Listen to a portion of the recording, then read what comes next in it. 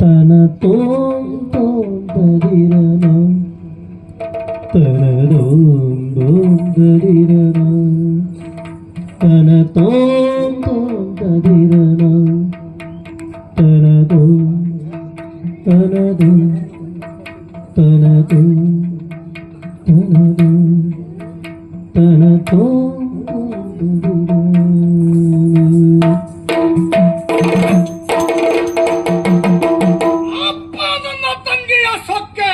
ಏನಂತೆ? ಕೇವಲ ಒಂದು ಸಣ್ಣ ತಪ್ಪಿಗಾಗಿ 3 ತಿಂಗಳ ಕಾಲ ಸೆರೆಮನೆಯ ವಾಸ ಅಂತೂ ಹೊರ ಬಂದೆ.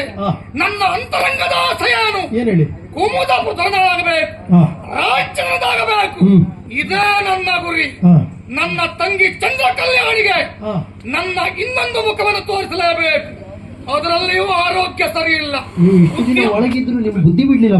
ಇಲ್ಲಪ್ಪ, ಬಿಟ್ಟಿಕ್ಕುಂಟು. ಒಂದೇ ಪ್ರತಿಜ್ಞೆ ಮಾಡಿದ್ದೇನೆ, ಅವಳಿಗೆ ಕಟ್ಟು ಕಟ್ಟಡ ನಿಲ್ಲಿಸ್ತೇನೆ. ನಿಲ್ಲಿಸ್ಲಿಕ್ಕೆ ಹೊರಟ್ರಿ ನೀವು? ಇವತ್ತು ನಿಲ್ಲಿಸ್ತೇನೆ. ತಂಗಿ ಉದ್ಯಾನವನಕ್ಕೆ ಹೋಗ್ತಾ ಇದ್ದಾಳಂತೆ, ಹೋಗಿ ತೋರಿಸ್ತೇನೆ. ಮಾತೆಯಲ್ಲಿ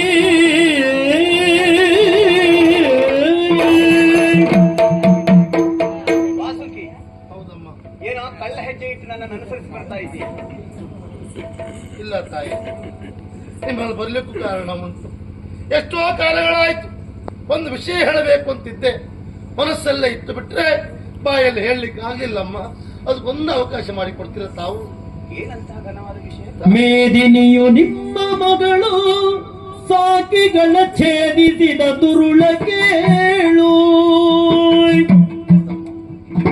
ಮೇದಿನಿಯು ನಿಮ್ಮ ಮಗಳು ಸಾಕ್ಷಿಗಳ ಛೇದಿಸಿದ ದುರುಳ ಕೇಳು. ವ್ಯಾದ ತಿಂಗಳ ಪುತ್ರನು, ವ್ಯಾದ ತಿಂಗಳ ಪುತ್ರನು, ನಾನಿರ್ಪೆನಾದರಿಸು ಸತ್ಯಗಳನ್ನು.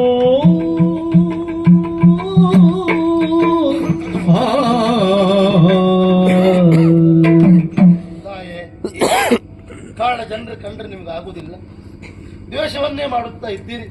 ಕಾರಣ ತಂದೆಯನ್ನು ಕಳ್ಕೊಂಡಿದ್ದೇನೆ ಅವರಿಂದಾಗಿ. ನಾನು ಅನ್ಯಾಯ ಮಾಡಿದ್ದರೆನ್ನೋ ಕಾರಣಕ್ಕಾಗಿ? ಇಲ್ಲ ತಾಯೇ, ಕಾಡು ಜನರು ಯಾವತ್ತೂ ಕೂಡ ಈ ರಾಜಮನೆತನಕ್ಕೆ ಅನ್ಯಾಯ ಮಾಡಲಿಲ್ಲ ಅಮ್ಮ, ಮಾಡಲಿಲ್ಲ. ಮಾಡಿದ್ದ ಹೇಳಿದ್ದು ಬೇರೆಯವರು ಬಿಟ್ರೆ ಅವರು ಮಾಡಲಿಲ್ಲ ತಾಯೇ. ನಿಮಗೆ ಕೇಳಿರಬಹುದು, ಯಾರಿಂದ ನಮಗೆ ಅನ್ಯಾಯ ಆಗಿದೆ ಅಂತ ನಾ ತಿಳ್ಕೊಂಡಿದ್ದೇನೋ ಆ ಕಾಡ ಜನರಿಂದ ನನಗೆ ಅನ್ಯಾಯ ಆಗಲಿಲ್ಲಮ್ಮ. ಪಿಂಗಳಾಕ್ಷನ ಗೊತ್ತಿತ್ತಾರೆ ನಿಮಗೆ? ಬಗ್ಗೆ ಗೊತ್ತಿದೆ. ಹೌದು, ಸತ್ಯ ವಿಷಯವನ್ನು ಹೇಳಬೇಕು ಅಂತ ಪಿಂಗಳಾಕ್ಷ ಇಲ್ಲಿಗೆ ಬಂದಾಗ ಕುತಂತ್ರಿದಂತ ಸೂರ್ಯಸೇನ ಅವನ ಸೆರೆಮನೆಗೆ ಹಾಕಿದ. ಹೌದಮ್ಮ, ನೀವು ಯಾರನ್ನ ಮಗಳು ಮಗಳು ಅಂತ ತಿಳ್ಕೊಳ್ತಾ ಇದ್ದೀರೋ ಅವಳು ನಿಮ್ಮ ಮಗಳಲ್ಲಮ್ಮ. ಅಲ್ಲ ರಾಜೇಶ್ವರಿ, ನಿಮ್ಮ ಮಗಳಲ್ಲಮ್ಮ. ನಿಜವಾದ ನಿಮ್ಮ ಮಗಳು ಮೇದಿನಿ ಅಮ್ಮ. ಏನ್ ಹೇಳ್ತಾ ಇದ್ದೀಯ ನೀನು? ಕಟ್ಟು ಕಥೆಯನ್ನು ಹೇಳ್ತಾ ಇದೆಯೋ ಸತ್ಯವನ್ನು ಹೇಳ್ತಾ ಇದೆಯೋ? ಇದಕ್ಕೆಲ್ಲ ಸಾಕ್ಷಿ ಏನು? ನನ್ನ ಮಗಳಾಗಿ ಅವಳು ಅಲ್ಲಿರುವುದಕ್ಕೆ ಕಾರಣ ಏನು?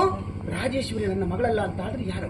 ಅವಳ ಜನ್ಮಕ್ಕೆ ಕಾರಣ ನನ್ನ ತಂದೆ ಪಿಂಗಳಾಕ್ಷನಮ್ಮ. ಅವರನ್ನೇ ಹುಡುಕುತ್ತಾ ಊರಿಗೆ ಬಂದವ ನಾನು. ಒಂದು ದಿವಸ ಸೆರೆಮನೆಯ ಆಚೆಯಿಂದ ಹೋಗುವಾಗ ಒಬ್ಬ ಮನುಷ್ಯ ಕಿಟಕಿಯಿಂದ ಹೊರಗೆ ಬಿದ್ದ. ಹೋಗಿ ನೋಡ್ತೇನೆ, ಪಿಂಗಳಾಕ್ಷ. ಆಗ ನನ್ನ ತಂದೆ ಹೇಳಿದ್ರು, ನೀನು ಬೇರೆ ಯಾರು ಅಲ್ಲ, ನನ್ನ ಮಗ. ಸತ್ಯ ವಿಷಯ ಹೇಳಬೇಕು ಅಂತ ಅರಮನೆಗೆ ಬಂದೆ. ಆದರೆ ಪಾಪಿ ಸೂರ್ಯಸೇನ ನನ್ನ ಸೆರೆಮನೆಗೆ ಹಾಕಿದ. ಕಿಟಕಿಯಿಂದ ಹೊರಗೆ ಬಿಸಾಡಿದ ಮಗ, ನಾನಿನ್ನು ಉಳಿಯುವುದಿಲ್ಲ, ನಿನ್ನಿಂದಲಾದ್ರೂ ಸತ್ಯ ವಿಷಯ ಗೊತ್ತಾಗಬೇಕು ಮಹಾರಾಣಿಗೆ ಅಂತ ಹೇಳಿದ. ಹೇಳಿ ಅಪ್ಪ ಏನು ಅಂತ ಕೇಳಿದೆ. ನಿಮ್ಮ ಹೆರಿಗೆಯ ಸಮಯದಲ್ಲಿ ನಿಮ್ಮ ಮಗುವನ್ನ ಕಾಡಿನಲ್ಲಿ ಬಿಟ್ಟಂತೆ ಆ ಪಾಪಿಯ ಮಗುವನ್ನ ನಿಮ್ಮ ಮಡಲಿಗೆ ಹಾಕಿದ. ರಾಜ್ಯದ ಆಸೆಯಿಂದ ಇದನ್ನ ಅಪ್ಪ ಹೇಳಿ ಸತ್ತಮ್ಮ. ನಿಜವಾದ ನಿಮ್ಮ ಮಗಳು ಮೇದಿನಿ ಅಮ್ಮ, ಮೇದಿನಿ. ಇಷ್ಟು ಮಾಡಿದವ ಸೂರ್ಯಸೇನಮ್ಮ, ಸೂರ್ಯಸೇನ. ನಿನ್ನಂತ ಸಾಕ್ಷಿಯಾಗಿ ನೀನು ಹೇಳ್ತಾ ಇರುವುದು? ಹೌದಮ್ಮ, ನಿಮ್ಮ ಮಗಳು.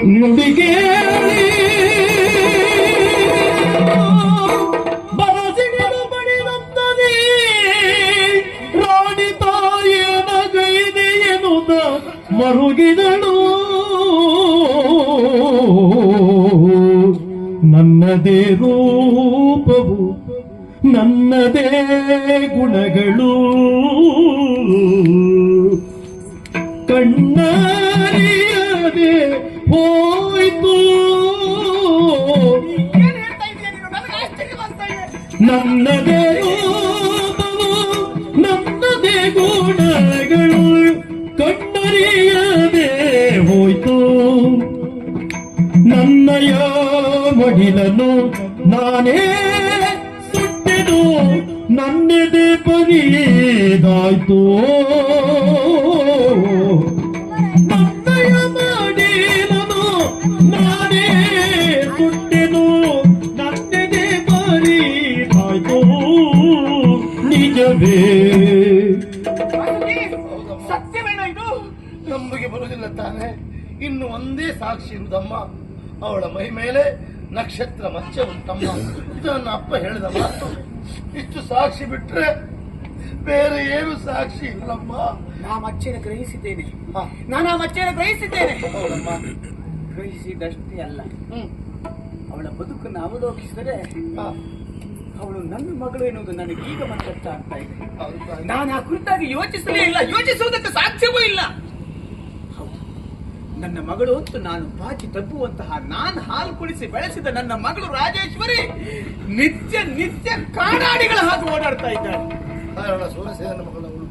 ಅದೇ ಎಲ್ಲಿಯೋ ಕಾಡಿನಲ್ಲಿ ಹುಟ್ಟಿ ಬೆಳೆದು ಬಂದಿರುವಂತಹ ಆ ಮೇದಿನಿ ಹಾ. ನನ್ನದೇ ನಡೆ, ಹೌದು. ನನ್ನದೇ ನುಡಿ, ಹ್ಮ್. ಅನುಮಾನವೇ ಇಲ್ಲ. ಹಾ. ನಿನ್ನ ಹೆಸರು ನನಗೆ ಇಷ್ಟ ಆಗಲಿಲ್ಲ, ನೀನು ನನಗೆ ಇಷ್ಟ ಆಗಲಿಲ್ಲ, ಹೊರಟು ಹೋಗು ಅಂತ ಹೇಳಿದಾಗ ಅವಳು ಹೇಳಿದ ಮಾತು. ನಿಮ್ಮ ನಡೆನುಡಿಗಳೆಲ್ಲ ನನಗೆ ಇಷ್ಟ ಆಯ್ತಮ್ಮ, ನೀವು ನನಗೆ ಇಷ್ಟ ಆದ್ರಿ. ಪಂಥದಲ್ಲಿ ನನ್ನನ್ನು ಗೆಲ್ಲುವಂತಹ ಸಾಮರ್ಥ್ಯ ಉಂಟು ನಿನಗೆ. ರಾಜಕುಮಾರಿಯಾಗಿ ಸ್ವಾಭಿಮಾನ ಕೆರಳಿ ಪಂಥ ಮಾಡಿ ಏನು ಅಂತ ಹೇಳಿಬಿಟ್ಲು. ಮಹಾರಾಣಿಯಾದ ನನ್ನ ಎದುರಿನಲ್ಲಿ ನಾನು ಕುಣಿತೇನೆನ್ನುವಂತಹ ಧೈರ್ಯ ಚಾಕಚಕ್ಯತೆ ತೋರಿಸುವುದು ನನ್ನ ಹೊಟ್ಟೆಯಲ್ಲಿ ಹುಟ್ಟಿದ ನನ್ನ ರಕ್ತ ಪಡೆದುವಂತ ನನ್ನ ಮಗಳಿಗೆ ಮಾತ್ರ ಸಾಧ್ಯ. ಅದು ನನಗೆ ಅರ್ಥ ಆಗದೆ ಹೋಯ್ತಲ್ಲ. ಹೌದು, ಎದ್ದು ನಿನಗೆ ರಾಜ್ಯವನ್ನೇ ಕೊಡ್ತೇನೆ, ಏನು ಬೇಕು ಕೇಳು ಮಗಳೇ ಅಂತ ಹೇಳಿದ್ರೆ ನಿನ್ನ ಪ್ರೀತಿಯೊಂದು ಸಾಕಮ್ಮ. ಹುಟ್ಟಿನಿಂದ ಕಾಣದೇ ಇರುವಂತಹ ತಾಯಿ ಹೃದಯದ ಪ್ರೀತಿ ನನಗೆ ಬೇಕು ಅಂತ ನನ್ನ ಅಪ್ಪ ಹಿಡಿದ್ರು. ನನ್ನ ಕರಳಿಗೆ ಗೊತ್ತಾಗಲೇ ಇಲ್ಲ, ನನ್ನ ಮನಸ್ಸಿಗೆ ಅವಳು ನನ್ನ ಅವಳ ಪ್ರೀತಿಯನ್ನು ಕಸಿದು ನೋಡಿದೆ ನಾನು. ಆ ಕ್ಷಣಕ್ಕೂ ನನ್ನ ಪ್ರಾಣವೇ ಹೆಚ್ಚು ಎನ್ನುವುದಾಗಿ ತಾನು ಮಾಡಿದ ಪ್ರೀತಿಯನ್ನು ತ್ಯಾಗ ಮಾಡಿಬಿಟ್ಲು. ಈ ನಾಡನ್ನು ಉಳಿಸಬೇಕು, ಈ ನಾಡಿನಲ್ಲಿರುವಂತಹ ನನ್ನ ಉಳಿಬೇಕು ಎನ್ನುವ ಕಾರಣಕ್ಕಾಗಿ ತನ್ನ ಸರ್ವಸ್ವವನ್ನು ತ್ಯಾಗ ಮಾಡಿದ ಆ ತ್ಯಾಗ ಬುದ್ಧಿ ಅದು ನನ್ನ ರಕ್ತ ಕಲ್ಲದೆ, ನಮ್ಮ ರಾಜವಂಶದ ರಕ್ತ ಕಲ್ಲದೆ ಇನ್ನೊಂದು ರಕ್ತ ಗೆಲ್ಲುವುದಕ್ಕೆ ಸಾಧ್ಯ ಇಲ್ಲಮ್ಮ, ಸಾಧ್ಯ ಇಲ್ಲ. ಆದ್ರೆ ನನಗದು ಅರಿವು ಆಗದೆ ಹೋಯ್ತು. ಹೌದು. ಮಕ್ಕಳನ್ನು ಬದಲಾಯಿಸಿರುವಂತಹ ಸೂರ್ಯಸೇನ ರಾಜೇಶ್ವರಿಯನ್ನ ಶೋಧನೆಗೆ ಮದುವೆ ಮಾಡಿಸುವುದರ ಮೂಲಕವಾಗಿ ತನ್ನ ಆಸೆಯನ್ನು ಈಡೇರಿಸಿಕೊಳ್ಳುವಂತಹ ಹುನ್ನಾರ ಮಾಡ್ತಾ ಇದ್ನಮ್ಮ. ಇದ್ದಾಳೆ. ಹೌದು.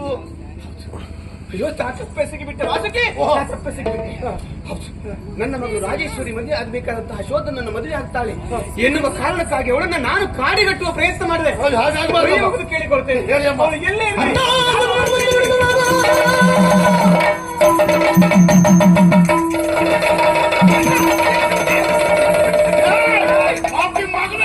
ಅಮ್ಮನ ಬಿಟ್ಟೆ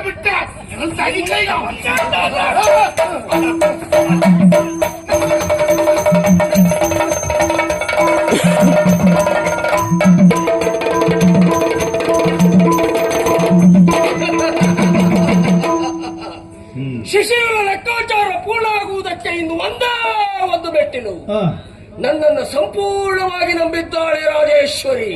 ನಾನು ಅವಳನ್ನು ಒಪ್ಪಿಸಿ ಅವಳನ್ನು ಮದುವೆಯಾದೆ ಅಂತಾದ್ರೆ ಅಳಿಯ ಕಟ್ಟಿನ ಸಂಪ್ರದಾಯದಂತೆ ನಾನಿಲ್ಲಿ ಅರಸನಾಗ್ತೇನೆ. ಇದು ಶಿಶಿರನ ಲೆಕ್ಕಾಚಾರ. ಶಿಶಿರನ ಲೆಕ್ಕಾಚಾರ ತಪ್ಪುವುದೇ ಇಲ್ಲ. ಬೆಟ್ಟದ ತಪ್ಪಲು ಏಕಾಂತ ಬರಬೇಕು ರಾಜೇಶ್ವರಿ.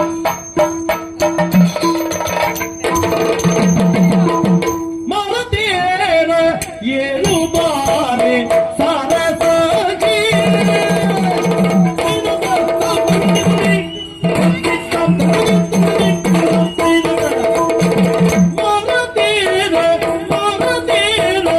ಏನು ಬಾರೆ ಸಾರಸಾಗಿ ಏನು ಬಾರೆ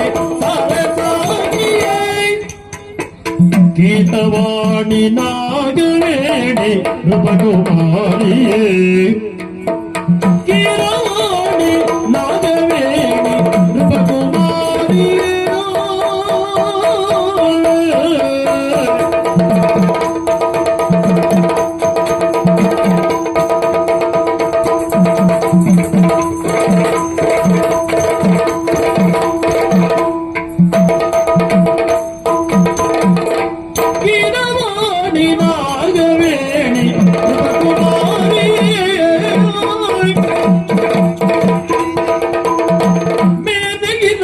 ಕಡಲಿನಂತೆ ನಮ್ಮ ಪ್ರೇಮವು ಮೇಲಿರದ ಕಡಲಿನಂತೆ ನಮ್ಮ ಪ್ರೇಮವು ದೂರ ಮಾಡಲೇಕೆ ಚೆಲುವೆ ನೀನೇ ಜೀವವು ದೂರ ಮಾಡಲೇಕೆ ಚೆಲುವೆ ನೀನೇ ಜೀವವು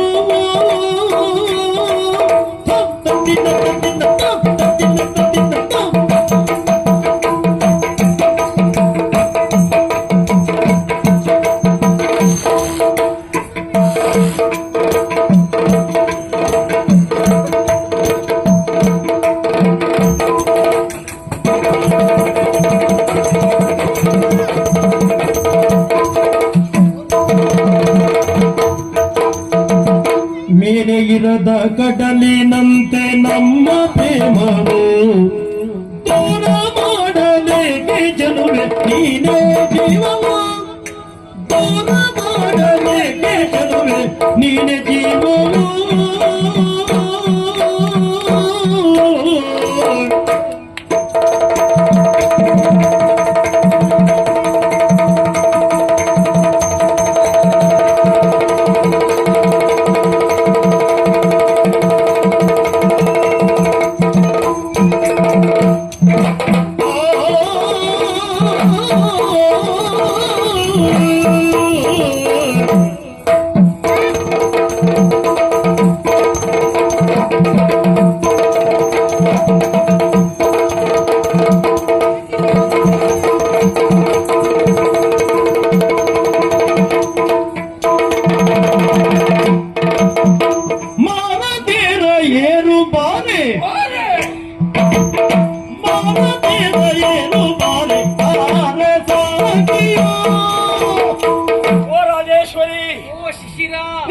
ಪ್ರಾಮಾಣಿಕವಾಗಿ ಇಷ್ಟಪಟ್ಟವರ ಆ ಕಾರಣಕ್ಕಾಗಿ ಬೆಟ್ಟದ ತಪ್ಪಲಿಗೆ ಬಾ.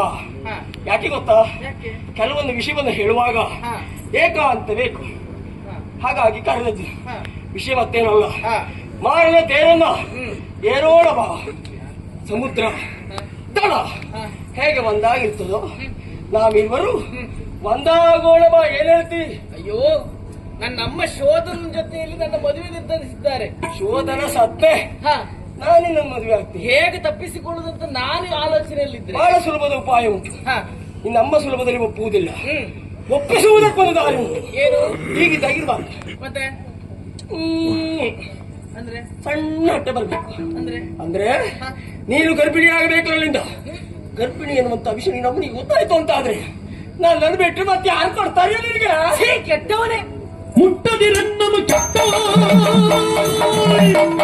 ಮುಟ್ಟದಿರನ್ನನು ಕೆಟ್ಟವನನ್ನು ಕೆಟ್ಟನು ತಿಳಿದವನ.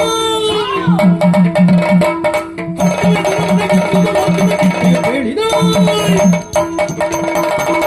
ನೀರಿನ ಜನ್ಮಕ್ಕೆ ಹೇಗೆ ಉಪಾಯ? ಆವತ್ತು ಈರಿನ ಸುಟ್ಟು ರೂಪವನ್ನು ನೋಡಿ ನನಗೆ ಉಪಕರಿಸಿದೆ ಎನ್ನುವಂತಹ ಕಾರಣಕ್ಕಾಗಿ ನೀನೊಬ್ಬ ಪಾಪದ ಪಶು ಅಂತ ನಾನು ತಿಳ್ಕೊಂಡಿದ್ದೆ. ಆದ್ರೆ ಇವತ್ತು ಗೊತ್ತಾಯ್ತು ನೀನೊಬ್ಬ ಗೋಮುಖ ಅಂತ. ನನ್ನ ಅಮ್ಮನಲ್ಲಿ ಹೇಳಿ ನಿನಗೆ ತಕ್ಕ ಶಾಸ್ತಿ ಮಾಡಿಸ್ತೇನೆ ತಿಳ್ಕೊ.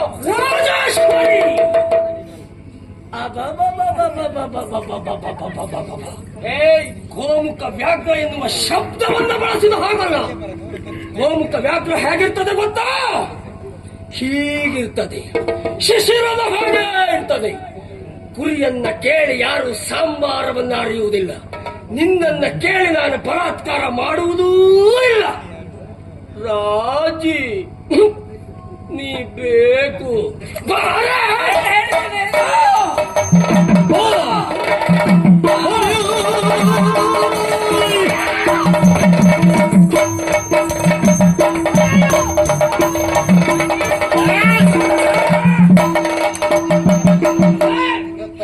ಬರ್ತಾನೆ ಬೆಳಗಿನ ಜಾಮದಾಗೆ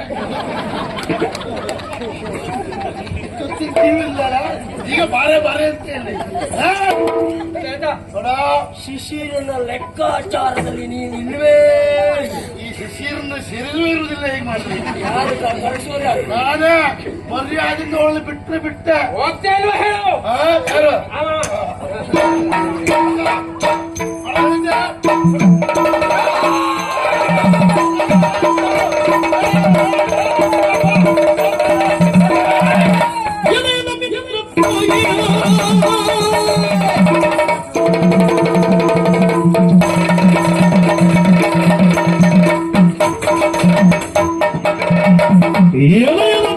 ಹೋಗಿ ನಿನ್ನ ಗೆಳತನ ಮುರಿದೇ ಹೋಗಿ ನಿನ್ನ ಗೆಳತನ ಮುರಿದೇ ಹೋಗಿ ತೀರಿದು ನಿನಗೆ ಕಡೆಗೆ ಕ್ಷಮಿಸದೆ ಕಡೆಗೆ ಎಲ್ಲ ಮಿತ್ರ ದ್ರೋಹಿ ಮೈಮುಟ್ಟ ಬಾಳ ಈಗೆಲ್ಲ ಮುಟ್ಟುದಲ್ಲ ಅವ ಮೈ ಮುಟ್ಟಿಗೆ ಹೊಟ್ಟದ್ದು ಮೊದಲಿನಿಂದ ಇಲ್ಲಿವರೆಗೂ ಸ್ನೇಹಿತ ಎನ್ನುವ ಹಾಗೆ ನಾನು ಬಯಸಿದ್ರೆ ನಿನಗೆ ಬೇಕಾದ ಸ್ಥಾನಮಾನವನ್ನು ಕೊಡಿಸುವಲ್ಲಿ ಮನವಾಡಿದ್ರೆ ನನಗೆ ಹಿಂದಿನಿಂದ ಮೀನನ್ನ ಹಿಡಿಯಬೇಕು ಅಂತಾದ್ರೆ ಗಾಳಕ್ಕೆ ಮಾಂಸದ ಚೂರನ್ನ ಹಾಕಲೇಬೇಕು ನಿನ್ನನ್ನು ನಂಬಿಸಿದೆ ನಿನ್ನಂತವರನ್ನು ನಂಬಿಸಿದೆ ಯಾಕೆ ಅದು ಶಿಶಿರನ ಲೆಕ್ಕಾಚಾರ ತಪ್ಪುವುದೇ ಇಲ್ಲ ಈ ನಾಡಿನ ಅಧಿಕಾರವನ್ನು ನಾನು ಪಡೆದುಕೊಳ್ತೇನೆ ಏನ್ ಮಾಡ್ತೀಯಾ ನಿನ್ನನ್ನು ಶಿಕ್ಷಿಸದೆ ಬಿಡುವವನಲ್ಲ.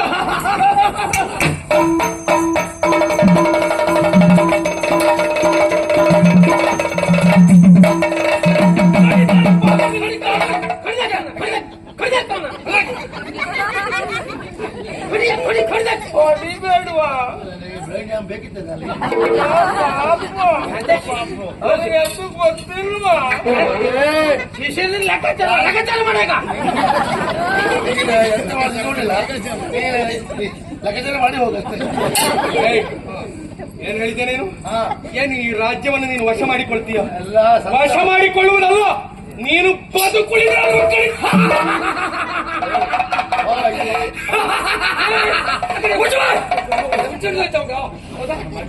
ಕಿರುಬರ ಜಾತಿಯವರೇ ಯಾರ ಲೆಕ್ಕಾಚಾರವನ್ನು ಬುಡುಬೇಲು ಮಾಡುವನ ನೀನು ಶಿಶಿರ ಇವನೇ ಬೇರೆ ಇವನ ಲೆಕ್ಕಾಚಾರವೇ ಬೇರೆ ಹೊಡಿತೀಯನ ಹೊಡಿತೇನೆ ನೀನು ಹೊಡೆಯುವ ಒಂದೊಂದು ಯಾಟು ಮಹಾರಾಣಿಯಲ್ಲಿ ಹತ್ತಾಗಿ ಬೀಳ್ತದೆ ಮಹಾರಾಣಿಯನ್ನ ಖುಷಿ ಹೋಗಿದ್ದು ನೆನಪಿಟ್ಟುಕೋ ನಿನ್ನ ಬುದ್ಧಿವಂತಿಕೆ ಮೇಲು ಎನ್ನುವ ಹಾಗೆ ಆಲೋಚನೆ ಮಾಡ್ತೀಯಲ್ವಾ ಇಂದಲ್ಲ ನಾಳೆ ಈ ಶೋಧನನ್ನ ಕತ್ತಿಗೆ ನಿನ್ನ ಕತ್ತು ಸಿಗಲೇಬೇಕು ಜಾಗ್ರತೆ ತಡಿಯ ಶಿಶಿರನ ಲೆಕ್ಕಾಚಾರ ತಪ್ಪುವುದೇ ಇಲ್ಲ. ರಾಜಿ ಬೇಕು ರಾಜಲಾಂಛನವನ್ನು ಹಿಡಿದು ಬರತಕ್ಕದ್ದು ಅವಕಾಶ ಸಿಕ್ಕಿದಾಗ ಇವನನ್ನ ಕಡಿದೇ ಚಲ್ತೇನೆ.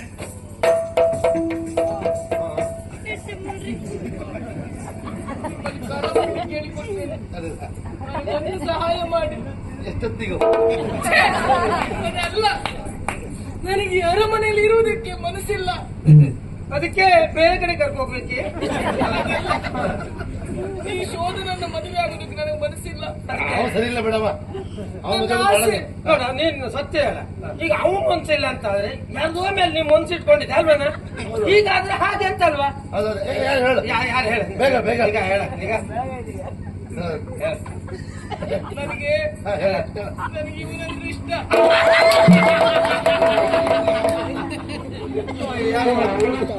ಯಾಕಂತ ನನಗೆ ಗೊತ್ತಿಲ್ಲ ಇವ ದಡ್ಡನಾದ್ರೂ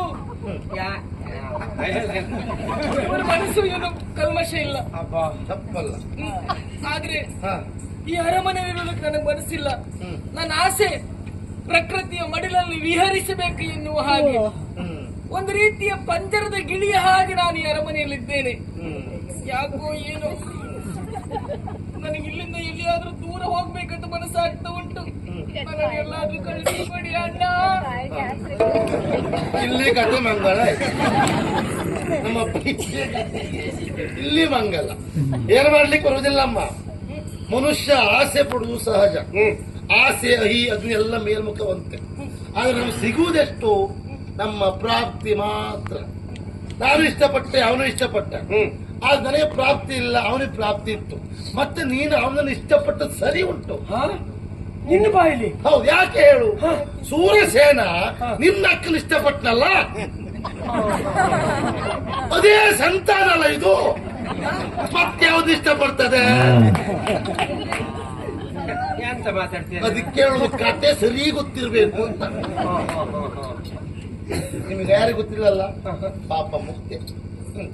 ಮಗು, ನಿನ್ನ ಅಮ್ಮ ಯಾರು ಗೊತ್ತುಂಟ?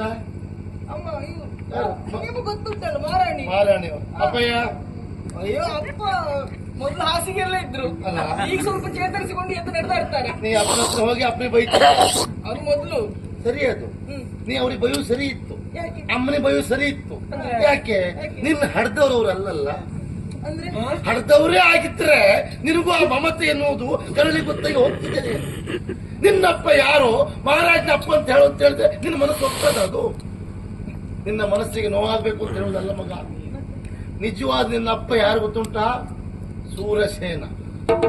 ಸೂರ್ಯಸೇನ ಹೌದು. ನಮ್ಮ ಮನೆ ಕೆಲಸದವನು. ಹಾಗಾಗಿ ಇವನ್ ದಿನ ಮದುವೆ ಆಗೋದು ಸರಿ ಉಂಟು. ಇವ ಯಾರು? ನಿಮ್ಮ ಅಮ್ಮನ ತಮ್ಮ, ಸೋದರ ಮಾವ. ಎಂಬಲ್ಲಿಗೆ ಅಲ್ಲಿಂದ ಅಲ್ಲಿಗೆ ಆಯ್ತು ಅಂತ ಆಯ್ತು. ಬಯಲುಸೀಮೆ ಸಂಬಂಧ ಆಯ್ತು. ಆದ್ದರಿಂದ ಅದನ್ನೇ ಮದುವೆ ಆಗು. ನಾನು ಇಲ್ಲಿ ಇಲ್ಲಿ ಇರುವುದು ಬೇಡ. ನೀನು ಎಲ್ಲಿ ಹೋಗ್ಬೇಕು, ಹೇಗೆ ಹೋಗ್ಬೇಕು ಅಲ್ಲಿ ಇರಬೇಕು. ವ್ಯವಸ್ಥೆ ನಾನು ಮಾಡ್ತೇನೆ. ನಿನ್ನ ಅಣ್ಣನಾಗಿ ನಾನಿದ್ದೇನೆ. ಬನ್ನಿ. ವಾಸು ವಾಸು ನಿನ್ನ ಮುಗಿಲೇ ಬರ. ನಿನ್ನ ಬಗ್ಗೆ ಭಾರಿ ಸಂತೋಷ ಆಯ್ತಪ್ಪ. ಅದು ಹಾಗೆ. ಅದು ನನಗೂ ಒಂದು ಆಸೆ ಉಂಟು. ನನ್ನಂತೂ ಮದುವೆ ಅಂತ ನಾನು ಒಪ್ಕೊಂಡೆ. ಜೀವಮಾನದಲ್ಲಿ ನೀನೊಂದು ಮದುವೆ ಆಗು. ಎಷ್ಟೇ ಖರ್ಚಾಗಲಿ ಅರ್ಧ ಖರ್ಚು ನಂದು. ನಾನು ಮದುವೆ ಆಗ್ಬೇಕು ಅಂತ ಆದ್ರೆ ಒಂದೇ ಮಾತು, ಏನು? ಸಂಪೂರ್ಣ ಕತ್ತೆ ನಿನ್ನ ತಲೆ ಒಳಗೆ ಯಾವಾಗ ಹೋಗ್ತದೋ ಆವತ್ತೇ ಮದುವೆ.